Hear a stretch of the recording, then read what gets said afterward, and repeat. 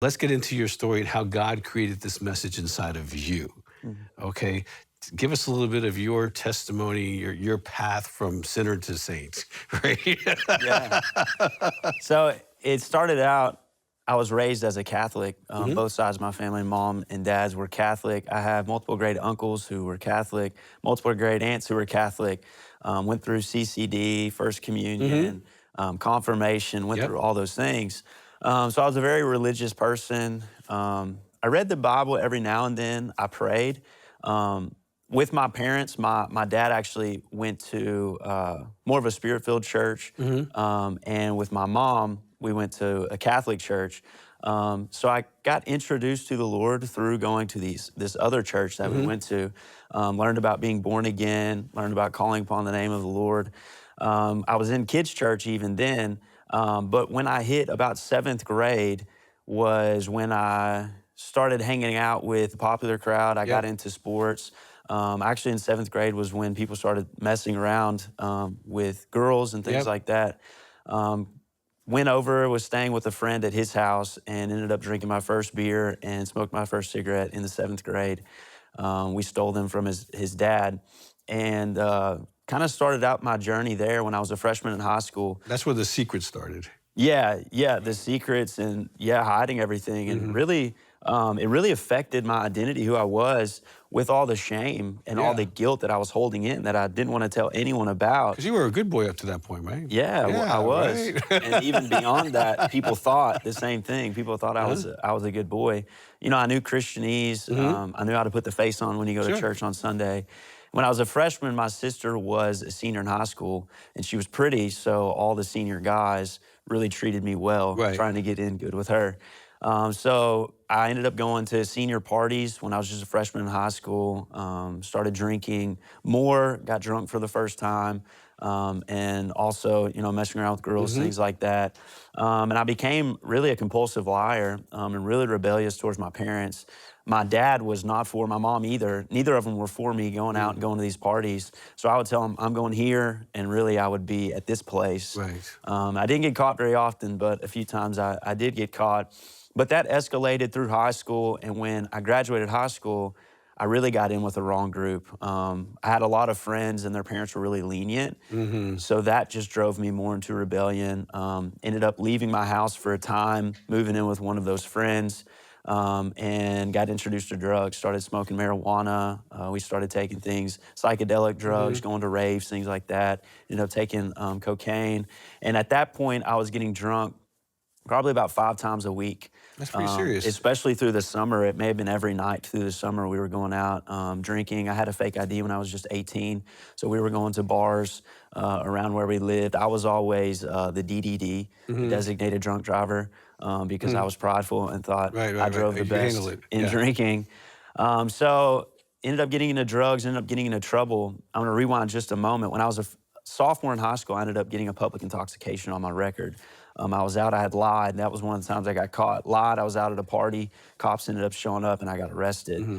And then when I was 21 years old, I ended up facing a felony charge. Oh, I wow. was intoxicated, and I was receiving a felony charge of, or being pressed with a felony charge of receiving stolen property of over $500.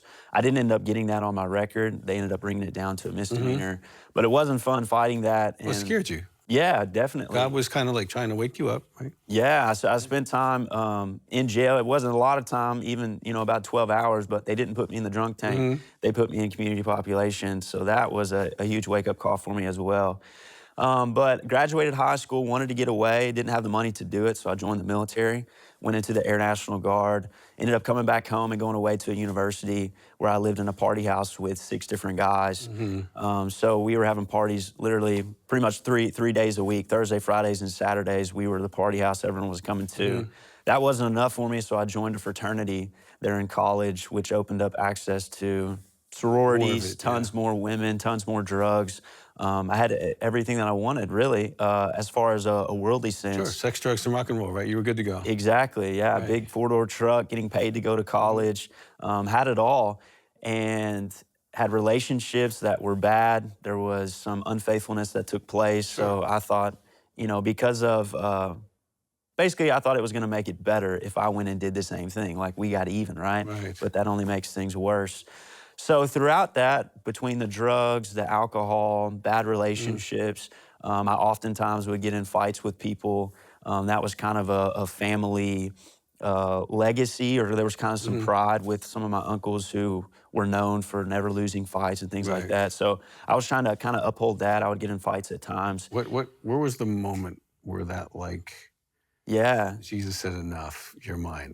Tell me about that moment. We all have that amen. moment. In that moment, I hit rock bottom.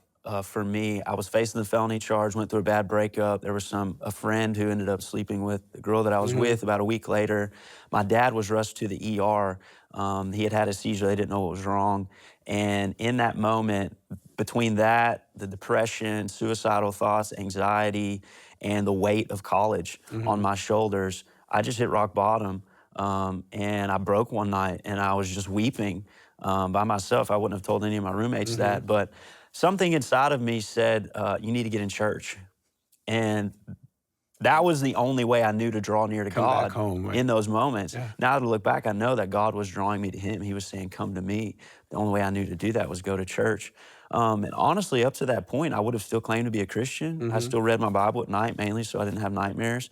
I still would pray at times. We mhm, went to Catholic church at times, but I was not living it out. I really didn't know Him. I knew all mhm. about Him in a way, but I really didn't know Him. When I hit rock bottom, I started checking different churches in town.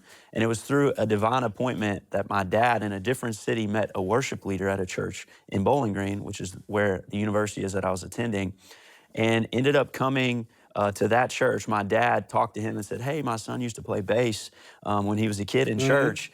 Do you need a bass player? So he was like, yeah, sure, send him over. So my dad gives me a call and says, hey, I want you to come to church and meet this guy. I didn't want to do it. I was mad. It was one of those things where you can't say no. Right. So I ended up going, talked to the worship leader, and he basically said, when can you start?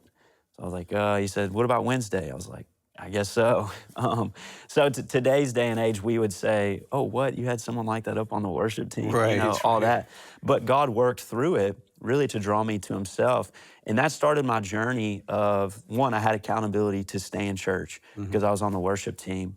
But I had this process really for me where I was coming out of the darkness and into the light. I was still Amen. living in a party house with 6 guys, but trying to draw near to God, trying to say no to them, and getting So drunk, you went going to back the to bars. church, and then you started to build your relationship with Jesus. Yes, sir. And there might be some of you right there, you might be very much like Nicholas, you know about, but you don't know him.